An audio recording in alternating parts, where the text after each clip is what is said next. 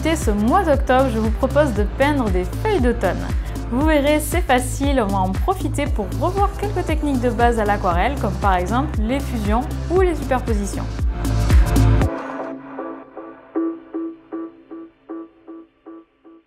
Salut à tous, moi c'est Marie et bienvenue sur ma chaîne pour réactiver votre créativité et pour apprendre l'aquarelle facilement.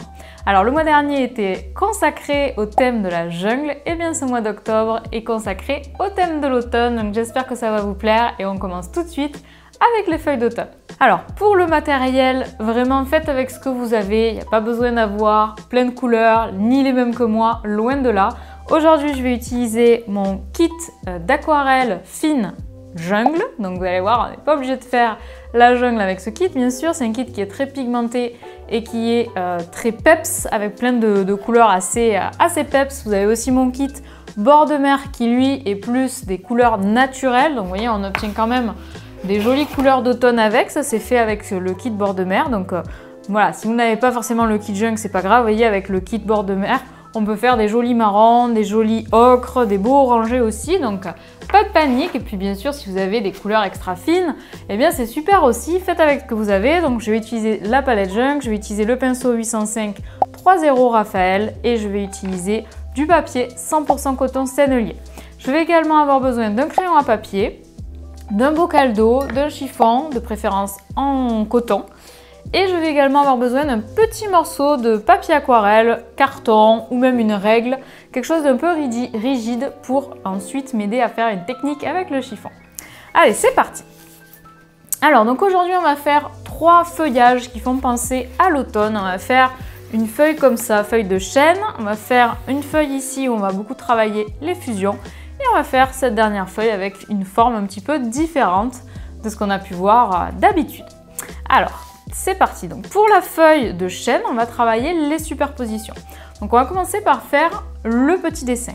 Alors je vais vous montrer ici sur l'envers de la feuille, sur le brouillon, le principe de cette feuille. Donc l'idée c'est vraiment de faire une sorte de forme de goutte inversée.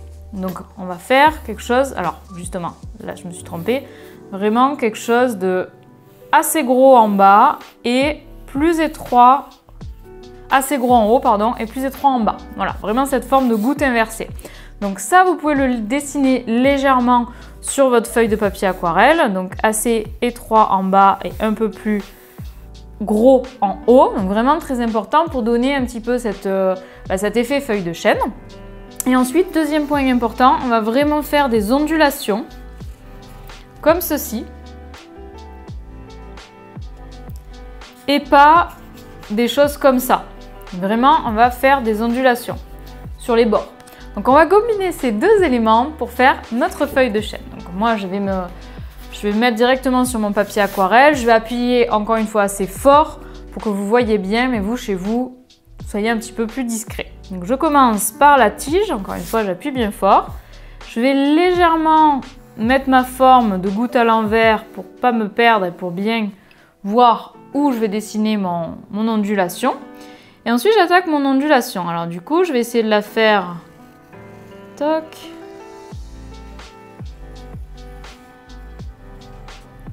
Voilà l'idée. Donc on ondule. C'est vraiment une façon très simple. Même quand c'est pas dessiné, on devrait pouvoir réussir à faire ça. Donc très facile. Et si ça vous plaît pas, vous n'hésitez pas à gommer et à venir réajuster. Si vous êtes déjà un petit peu avancé et un petit peu plus à l'aise, vous tapez feuille de chêne sur Google, vous regardez des photos et vous essayez de faire une forme encore plus organique, encore plus naturelle. Mais là déjà, ça vous donne une base qui vous permet de vous amuser. Donc je vais essayer quand même de gommer un tout petit peu là, tous les traits qui sont superflus. Voilà, vous pouvez gommer légèrement, mais sachez que quand vous passez l'aquarelle dessus, on ne pourra plus gommer ensuite, ça ne sera plus possible. Donc moi j'enlève légèrement, mais pour que vous puissiez voir chez vous, n'hésitez pas à quand même bien enlever. Alors ensuite, je vais commencer par faire une première couche. Alors là vraiment, c'est à vous de choisir les couleurs. Moi par exemple, là je vais prendre du lac jaune que j'ai sur ma palette. Si vous n'avez pas les mêmes couleurs que moi, encore une fois, c'est vraiment pas ça qui est important. Et je vais venir déposer les couleurs. Alors je vais venir prendre de l'eau par exemple, faire des jolies fusions. Je change un petit peu, par exemple, je vais venir prendre Le jaune sennelier, je le mélange un petit peu avec la laque jaune pour avoir quelque chose d'un peu plus orange. Voilà, donc je remplis, je repasse sur la tige. Toc. Je remplis. Parfois je mets juste de l'eau, hein, juste pour avoir des couleurs claires. Il faut que ça soit assez clair, hein, cette première couche. Parce qu'on va ensuite superposer les couches. Alors vous voyez, je rajoute d'autres couleurs. Par exemple là j'ai mis un peu du rouge. J'essaye que tout soit bien humide.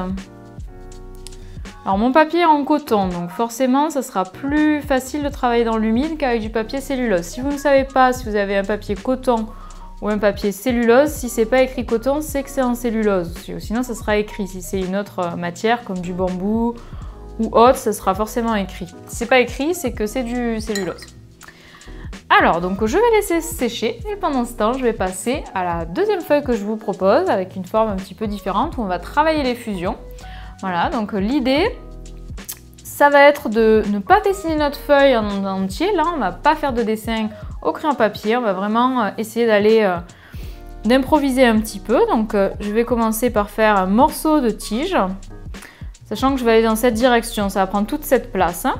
Et là, je vais venir appuyer avec mon pinceau, vous voyez, appuyer et je relâche quand je me rapproche de la tige. J'appuie plusieurs fois et vous allez voir, ça va faire une petite zone ici de pigment qui va s'accumuler.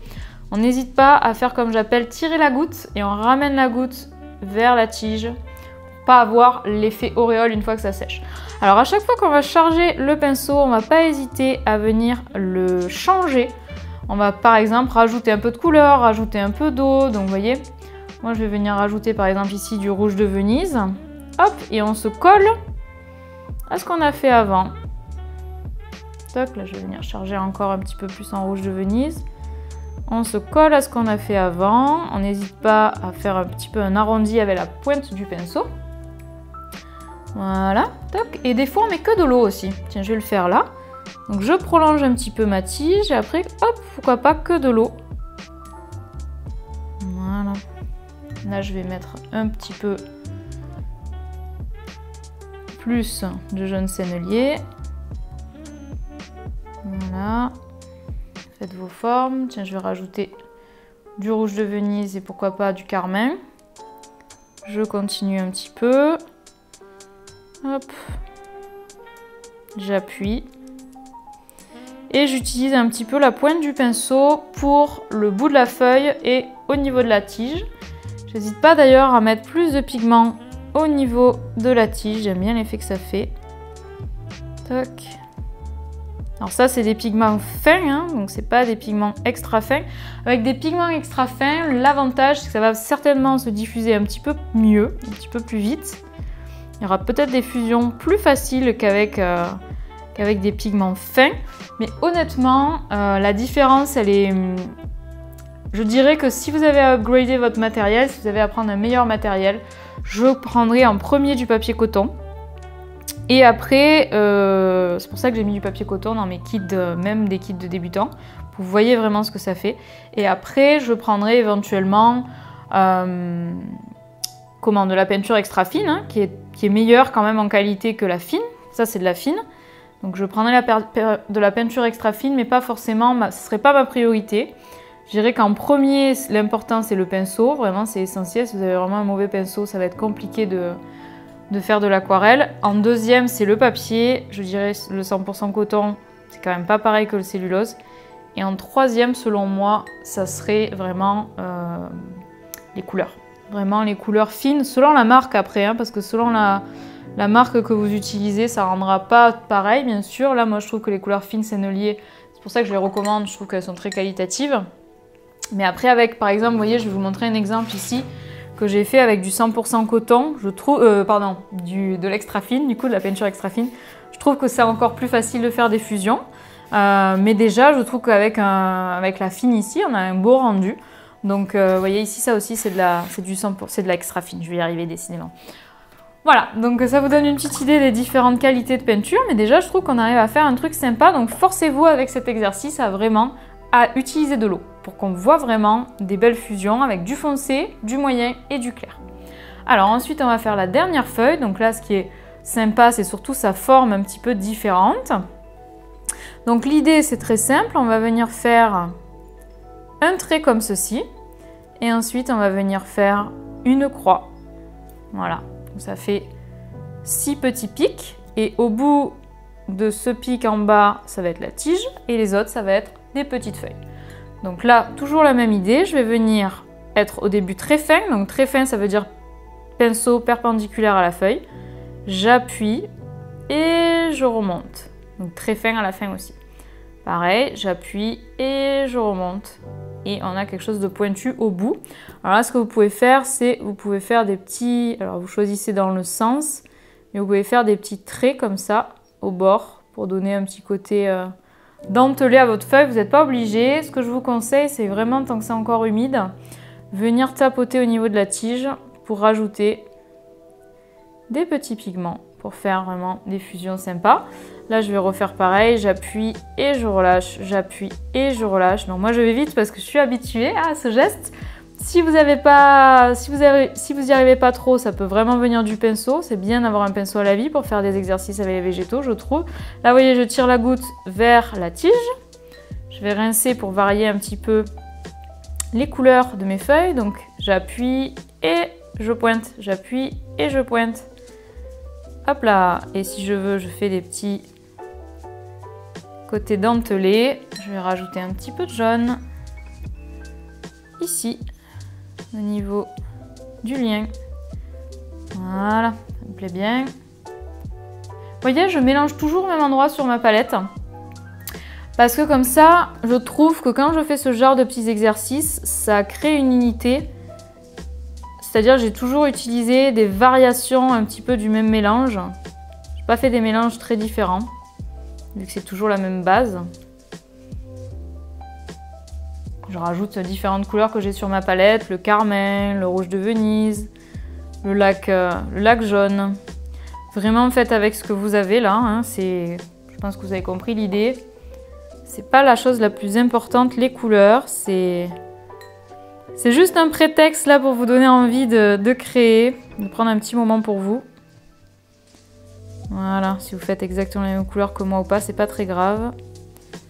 Donc là, je vais renforcer un peu avec du rouge. Alors pour obtenir ce marron, là, j'ai mis du rouge de Venise et du noir. Il est un petit peu plus foncé. Voilà, donc... Alors attention à pas trop tapoter sur la tige une fois que c'est sec, hein, parce que ça va faire des démarcations. Alors là, ma feuille de chêne, elle est sèche, donc je vais pouvoir passer à la deuxième couche. Donc c'est un petit exercice que je vous propose aujourd'hui, de superposer les couches. Alors ça permet de faire quoi, de superposer les couches? Ça permet de renforcer, d'intensifier une couleur. C'est-à-dire qu'à l'aquarelle, vous savez que quand ça sèche toujours plus clair. Et donc pour intensifier une couleur, on peut superposer plusieurs couches de couleurs. Alors pas forcément la même, hein, d'ailleurs. Vous pouvez superposer différentes couleurs. Ça peut être une façon de faire des mélanges intéressantes, une autre façon de faire. Donc là, j'utilise toujours un petit peu les mêmes couleurs. Mon rouge carmin, mon lac jaune, mon jaune sennelier, voilà, ça varie. Je m'amuse un petit peu, je vous avoue que c'est pas grave si vous mettez pas la même couleur au même endroit. Volontairement, je vous dis pas ici je mets du carmin, ici je mets du lac jaune. Je trouve que vous allez couper votre flow artistique là, en faisant trop attention à quelle couleur je mets, à quel endroit. Alors faites attention, voilà, à ce que je vous dis sur comment tenir votre pinceau, comment choisir la forme de votre feuille, mais ne vous embêtez pas à chercher exactement où est-ce que je mets quelle couleur. Là, vous voyez, je mélange du noir et du marron du rouge de Venise pour renforcer le côté foncé du marron. Donc, j'hésite pas à tapoter. Mais voilà, encore une fois, si c'est pas exactement au même endroit, c'est pas grave. Au contraire, voilà, vous pouvez faire des petites zones de la feuille plus foncées, des zones plus transparentes avec plus d'eau. Donc là, je vais laisser sécher cette feuille et ensuite, je vais rajouter encore une couche. Alors, c'est parti pour la troisième couche sur ma feuille. Donc, encore une fois, ça va vraiment intensifier la couleur, hein, vu qu'on a mis plusieurs couches. Pas obligé de repasser la même couleur exactement au même endroit. Attention à pas trop traîner, à pas trop passer 40 fois d'affilée au même endroit, sinon vous allez réactiver la couche du dessous et vous avez un risque que ça fasse un effet pas très beau. Donc on passe assez avec confiance, hein, on reste pas trois plombes au même endroit, on essaye vraiment d'être rapide. Voilà. Alors là, je vais utiliser un peu des couleurs plus foncées, donc mon rouge de Venise, mon noir, toc, et je vais venir les mettre par ici. Alors si vous avez la palette bord de mer, vous avez la couleur Caput Mortuum qui granule un petit peu, donc ça peut être sympa. Je vais vous montrer ce que ça donne. Hop, vous voyez, ici ça fait un effet de texture un petit peu. Et ça c'est des couleurs qui granulent, comme si elles se séparaient en fait au moment de sécher. Les pigments se séparent, ne font plus un mélange lisse. Voilà, donc par exemple il y a certaines couleurs qui ont cet effet-là, comme le Caput Mortuum, donc ça peut être sympa aussi d'explorer ces textures pour vos feuilles d'automne, je pense. Pas hésiter à explorer. Voilà, donc là j'hésite pas à remettre du foncé. Et vous pouvez aussi faire, par exemple, un endroit mettre de l'eau. Alors ça va vous faire sans doute des auréoles hein, si vous mettez beaucoup d'eau, mais ça peut aussi être un effet de texture recherché, ça peut révéler la couche d'en dessous. D'ailleurs, en parlant de révéler la couche d'en dessous, du coup, on peut utiliser son chiffon, utiliser son morceau de carton ou sa règle ou n'importe quoi, vous le mettez dedans. Moi, j'appelle ça la technique carton-chiffon. Si vous avez suivi mon cours sur les paysages, parcours paysage, je l'utilise beaucoup. Et vous allez venir poser comme ceci. Hop, et ça va enlever un morceau de peinture. Vous pouvez voilà, tordre un petit peu en fonction de ce que vous avez. Ça peut faire des rainures sympas. Voilà, en fait avec les outils que vous avez, mais je trouve que c'est plus pratique de faire comme ça plutôt que d'utiliser son pinceau. Alors après, voilà, il faut faire attention, là je me suis un peu loupée. Mais c'est pas grave, hein, n'est-ce pas? On va pas se bloquer pour ça. Vous pouvez repasser légèrement. Voilà. Vous pouvez le faire au pinceau, ça. Hein. Vous pouvez passer plusieurs fois avec votre pinceau. Vous rincez le pinceau, vous le séchez un petit peu. Et après, vous passez plusieurs fois à un même endroit. Vous séchez, vous repassez. Voilà, jusqu'à un petit peu enlever la peinture. Mais je trouve que c'est plus facile avec le chiffon, moi. Voilà, donc n'hésitez pas à repasser plusieurs fois à d'autres endroits de vos feuilles. Par exemple, ici, vous pouvez faire le même exercice. De nouveau, ça peut intensifier la couleur, ça peut être assez sympa à faire sur le thème des feuilles de l'automne. En tout cas, j'espère que cette création vous a plu. Dites-moi laquelle des feuilles vous avez envie de faire. Et si vous manquez de temps, si vous avez du mal à vous lancer, si vous avez l'impression de tout le temps déborder, je vous prépare une vidéo pour la semaine prochaine sur ce sujet. Donc restez connectés, n'oubliez pas de vous abonner pour ne pas la louper si ça vous intéresse. Je vous dis à très vite. Salut!